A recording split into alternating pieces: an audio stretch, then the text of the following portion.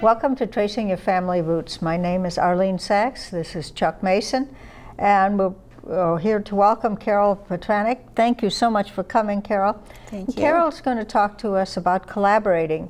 She is the one of the co-directors of the DC Family History Center. She's a volunteer coordinator for Family Search and a research specialist for Greece. So you've got a very broad background, a very large background, and we're going to, as I said, talk about collaborating. And we get a lot of things from others, and you're saying we really need to go the other way around. We do. Thank you, Arlene, and thank you, Chuck. We do have a wonderful time that we're living in now as genealogists. There's so much that's coming to us record-wise, original copies of original records that are very diligently being sought after and digitized and put online by some large companies such as FamilySearch.org, Ancestry.com, MyHeritage, Fold3, and others. These organizations are very focused on collecting records that are of interest to family historians. And we, as family historians, are excited every time a new record collection comes up. We can't wait to see what's come online this week. And so we are used to going out and searching and taking the records that are of interest and importance to us in our research. But I feel very strongly that we have a responsibility as researchers to give back. We can't just be takers, we need to be givers. We can't just be participants, we need to be collaborators. And we have a responsibility to help other people, and I really appreciate the opportunity to talk about that this morning. I'd like to talk about some of the things that we can do that will help others, individuals, move forward in their own family history research. There's a variety of things that we can become involved in depending on our time, our talents, and our interests. But there is one thing that basically everybody can do, and that is indexing. When we go online to any organization and we type in a name and it comes up and we do a happy dance because it's a record that we want, what we forget is that somebody took the time to index that record. Somebody, a volunteer for Family Search or somebody who is paid by other companies, actually read that record and typed in that name as they saw it. And because that was done, we were able to do a name search for the people that we are looking for, and those records pop up for us. Family Search has a robust indexing program that is staffed strictly by volunteers. We can index the records that we know in the language that is a native language or a learned language for us. And consequently, by taking some time each week and volunteering to be an indexer, it's something that we can do on our time that's convenient for us on a record collection that we're comfortable doing. By doing that, we are going to allow somebody else to have the opportunity to type in a name and do a happy dance when that name comes up. I want to stick something in there for the people that are going to use that index. Remember that people change their spellings of their names, and sometimes they're spelled totally different, a C instead of a K. That's they both correct.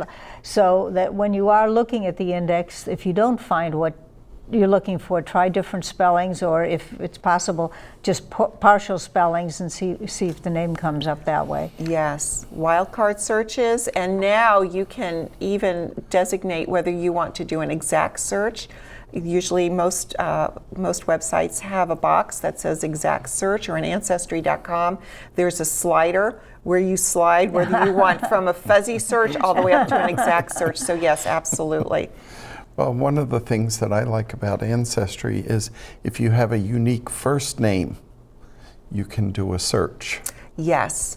You don't have to know how the surname was spelled or how the surname got indexed. Doesn't work for John or Mary, but I had an great aunt that was named Garnetta, and that's how I found her in Philadelphia. Very good. There were 3 of them during the time. I think most of our search engines now allow us to search just by a first name and maybe a date or a spouse's name or something to help narrow the search. So indexing is something that all of us can do. Something else that we can do that will be a tremendous help to others is to take the information that we have already gathered on our family tree and upload it to a family tree. This is an image of the Family Search family tree, which is a collaborative tree, meaning that anybody who goes on FamilySearch.com and types in the name, let's say my grandfather, John Andrew Kostakos, we're all going to come up with the same person on that person's page. We do not have our own individual trees like we have on MyHeritage, WikiTree, Ancestry, etc. On those sites, when you upload a tree, you're uploading your own tree. On Family Search, you're uploading to a page for that individual on the Family Search family tree. So it's a different concept. However, anything that you are comfortable with, whether you want to upload to a collaborative tree or your own individual tree, by putting your information out on the web, you are allowing others to share the information that you've learned. Plus, when you search on the MyHeritage family trees and you see a site in Germany or in France that someone has put up with information about their ancestors, then you are able to learn that there's somebody else who's researching your same family. You can connect with them and collaborate. I'm not sure I understand that collaborative webpage entirely. So if you look up your grandfather, are you adding your own name to that if it wasn't there before? If he does not show up on Family Search family tree, then yes, you can add his information. But if he showed up, but not you, or maybe you but not your sister, say. Okay, well, that's a whole lecture in itself, and I've done a 2-hour presentation at Fairfax Genealogy Society on the Family Search family tree. But suffice it to say that it is, Arlene, you are the only person who was born with your name to your parents on your birth date. You married Sid on a specific day at a specific place. You had specific children. And if you were deceased, you died at a specific time and a specific place. You are unique in the history of the world. So therefore, you would only show up one time on the Family Search family tree, and anybody researching you would come to your page. Any pictures, stories, documents uploaded about you would be in one place. However, if you are part of a group of people that is doing research, and I have a tree with your name on it, Chuck has a tree with your name on it, Sid has a tree with your name on it, your children, you may have 4 children that have a tree with your name on it, that's 8 or 10 trees that people would have to search to find information about you. Where on the Family Search family tree, you show up in one place and one time. I have a question. How do they handle conflicting information? Say you have a second great-grandfather and somebody has something and I have this. She has trees out there that says he was a Civil War veteran. Right. I've gotten the records for the veteran. It's his son. I've sent them to her. I've proved to her that it's wrong and she still hasn't changed anything. Well, she may not, but if that information was on Family Search family tree, then you would be able to correct it, to separate those people, to put the correct documents, to source the correct sources with the correct people, to prove that you're correct. And sourcing is what it's all about on Family Search family tree. So uploading your tree is an important way to connect with others, as is adding photos and stories online to any tree, whether it's the Family Search tree or anywhere where your tree is uploaded. It is amazing to see what is out there that people have taken the time to share. We can find photos that our cousins or other family members may have that we do not even know exist. Somebody may have a memory or a story about somebody. Perhaps somebody knows an immigration story of a grandfather, or your grandfather may have told you the story of his father or grandfather. And if you take the time to capture that information and put it online on a family tree, then others who are researching that individual will be able to learn something about him that they did not already know, or have a photo, or maybe you think about in the late 1800s how rare it was to have a picture or a tintype. If you have something like that and you digitize it and you put it online, anywhere that you are sharing your information, someone else will find that a real treasure and will be thrilled to have it. So I believe that adding our memories and our photos online is a wonderful way that we can give back to others. And of course, we would have the opportunity to share what others have put online as well. And what else is new? Oh my gosh! We've talked about We've talked about Facebook. indexing. We've talked about family trees. I have to talk about Facebook. Facebook to me as a Greek genealogist is a lifesaver and a godsend. We have on one particular Facebook page, there are almost 7,000 people Oh my God. who have joined Hellenic Genealogy Geek Facebook page. We upload photos, we upload documents, we put out queries, we ask for help. Does anybody know anything about where I can find a record in Sparta in the 1800s for such and such a person? Facebook has taken the place now of the Roots web message boards. Facebook is real, it's real time, it's online, it's collaborative. There is a woman named Catherine Wilson who has started, a couple of years ago, started on a project to document all the Facebook pages having to do with genealogy. Her latest update to this is she now has 160 single-spaced 8.5 by 11 documents, 160 pages of strictly Facebook genealogy groups. Wow. So consequently, there are groups for towns and countries in the towns and counties in the United States, in every state, in foreign countries. I started a Facebook page for the village that my three of my four great grandmothers came from in Greece, because nobody had done that before. So I started uploading some photos. I started uploading some images, stories, documents of those people.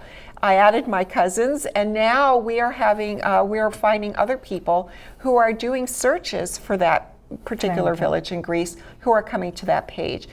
If you're not on Facebook and you're researching, especially outside the U.S., you're really missing out.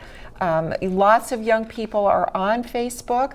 People have started pages for their countries, their villages, their areas, and it's just becoming a fabulous way to connect. Not only to learn information, but to share information. If somebody has a post on something, you can respond to it if you know, and you can give back that way. I want to mention a couple of others, and that's Jewish Gen, that was the first message. It wasn't the first message board, but it was the first one that went from a message board into internet at all. Yes. And that is international, and it's still running strong with very many SIG special interest groups for the different countries, different towns, and so on. And you ask a question, and it's not an instant answer like that. Well, at least I don't have mine set to get an instant answer. Right. I get a once a day message back, but it's a way for, particularly if you're Jewish, to get information from other people. Right, and then to share. If somebody has a question and you know the answer, you're going to jump online and you're going to respond to them. And there are many, Jewish Gen has grown by leaps and bounds and is no longer run by one person because it's gotten too big. But there are a lot of special interest groups. There are a lot of databases that these special interest groups have created of all the residents in a certain town or the cemetery or whatever it might be. I So see. for Jews, it's an invaluable For Greeks, resource. it's invaluable. What are you researching, Chuck?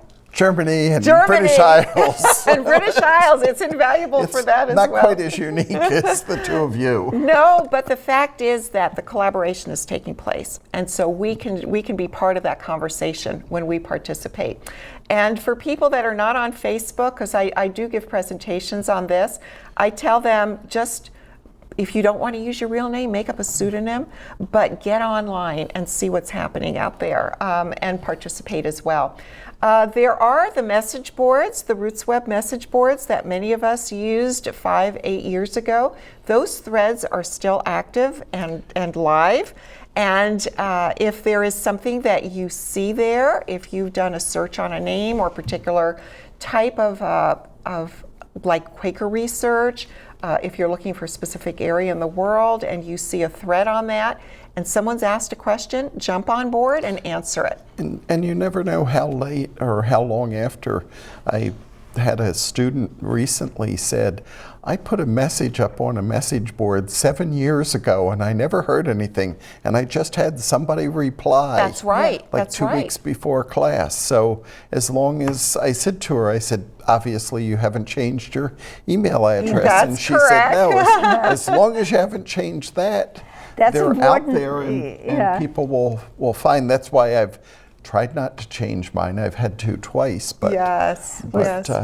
Sid and I go through this all the time. He says, I had this web first, and I said, yeah, but everybody in genealogy knows this email address. I'm not changing. That's correct. So we still have to go through each other's. Well, mine was necessity. Oh. When the company goes out of business, you Yes. have to change. Well, Access America was what used to be what is now Nova.org that comes out of Channel 10 somehow or other. Or Fairfax County somehow. I'm not sure the details.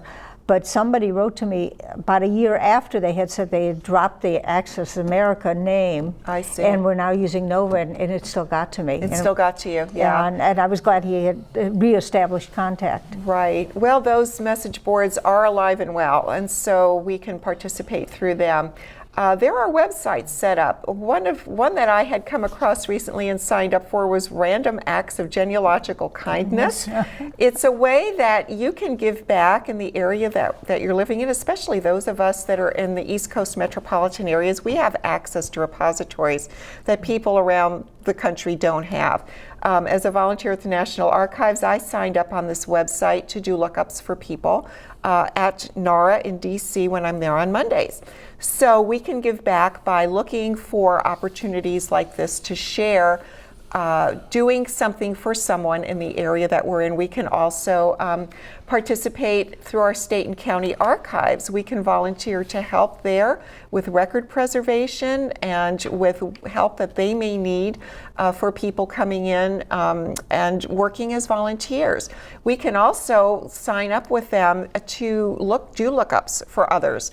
My husband has family in Missouri and in Iowa, and I actually contacted one of the archives out there and asked if someone could go and do a lookup for a newspaper that we weren't able to get to in Iowa. I was so grateful that she was willing to do that. And of course you pay for their time and any expenses, but when you don't have the access, it's really a blessing for people to be able to have somebody that they can contact. It's important to remember that if you're going to volunteer for the county, you may not have your ancestors here, but as you said, you could write to somebody else or look it up there if the index has been created, so that in a way you're helping, and you get it back when you get it from That's Missouri right. or whatever. So That's right.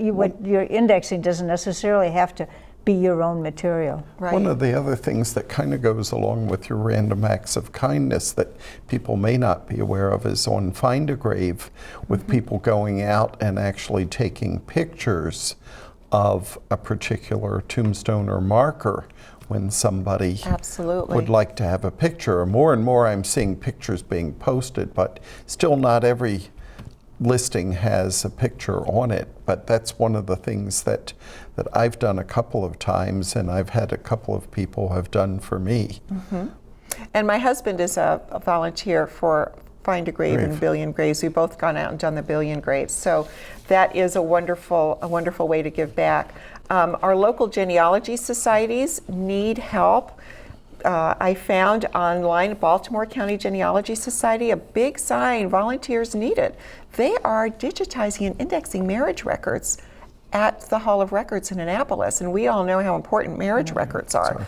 So consequently, wherever we live, we can participate in our local genealogy society, such as Fairfax, and here in the DC area and others, we can participate by offering to give lectures. We can participate by giving presentations. Being one of the board members, or we talked the last time we were together about special interest groups. That's right.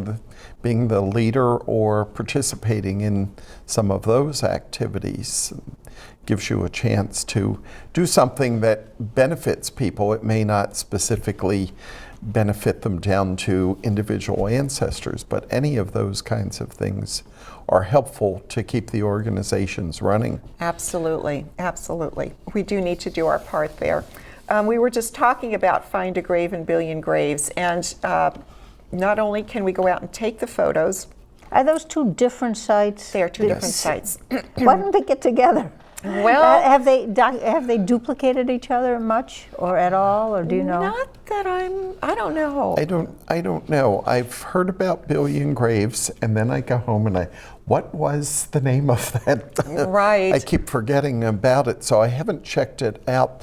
What I have been told by some people is they have found more on Billion Graves than they did on Find a Grave for their family. Mm-hmm. Now, I don't know whether that's going to be true for everybody, but a couple of people have found that to be true for their specific families. Is that mostly U.S.? No, Find no. a Grave and Billion Graves is both of them are worldwide. Right. And the beauty of them is that what people are doing now is they're linking records. Like, let's say your grandmother and grandfather were buried in the same cemetery. So there is but maybe they have different headstones for some reason. So you can link. If you find your grandmother's name, you can make a link to your grandfather. And consequently, when someone finds the grandmother's name on that page, they'll see the grandfather, so they can click on that and find his information as well. People are uploading photos of ancestors. They're uploading obituaries. Yeah. It's becoming almost memorial pages. Yes, yeah. And what a wonderful thing it is to do that. And one of the things that I have found is if you go into the cemetery itself, where you can then search for a name, rather than putting the specific person's name in, if you just put the surname in, then everybody with that surname comes up. That's right. Who's listed in the cemetery. So they may be right there together, but they may be way on the other side of the cemetery. That's buried. correct. And it may or may not be. I was looking at this last night where I'm looking for this family and I don't know much about them. Mm-hmm. And there's one whole segment where it's children, the parents' children and grandchildren, and I think they connect to the family I was looking for. I see. But I don't know whether the two men were brothers.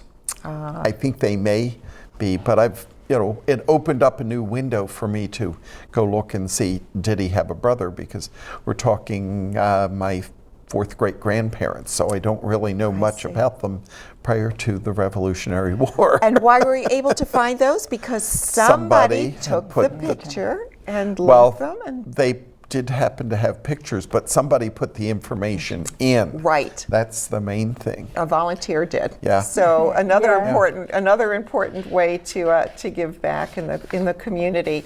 There's also Genweb worldwide in U.S., and I have noticed that lots of times they're looking for people to be the sponsors of a particular Genweb site. So consequently, this is something that, again, you can do from home and help others in so many different ways. I have to put in a plug for family history centers. There's 4,800 of them plus all over the world, and we are strictly volunteer run. And through family history centers, people get that personal attention and that personal research assistance through volunteers. I want to say one thing about that. When I first went, I was sort of concerned whether they would use those names for proselytizing when you sign in. I got to say they didn't. Oh, no. That's strictly forbidden in family history centers. But when I first began, and somebody realizing that it is connected to a religious group might be hesitant because of that. But Right. it isn't. You don't have to the worry. other thing that I have run into is people that I will mention family history centers, and they'll say, well, but you have to be a member of the Mormon Church to go. And no, you don't. Not only Yeah. not only do you not have to be a member, but most of our volunteers who work there are our community friends in the community. So, And they have a wide variety depending on the Family History Center of expertise. And so if you're fortunate like us where we have a number of them here in Northern Virginia, you may not have someone in one Family History Center that knows Greece Right. or, but they may know, oh, well, if you go over to this Family History Center on this day, they have this person who really knows a lot about it. So it's a great way of interacting even with the Family History Centers to know where to go to get that help. absolutely. Well, if you want to get out of genealogy for a little bit and you're into history, the National Archives has a wonderful program, a document transcription program, which is a terrific way to give back to the community. So many documents are our ancestors, or we all live in historic times. And so the historical research is an important part of our ancestral research as well. But a lot of their documents do have names, and they have like union records and Absolutely. things like that. Absolutely, and stop and think about the fact that our young people today can't read cursive. So if we don't transcribe some of these presidential letters, Confederate letters to Confederate soldiers, World War I, World War II documents, our kids, our grandkids aren't going to be able It's to going to read be them. like having to have the old German script interpreted. Yes, exactly. I want to come back in 100 years because I can read it. Exactly. And I think another way that we can give back is to blog, to start a blog about our own genealogy and family history research. When you have a personal blog, it can be any topic that you want.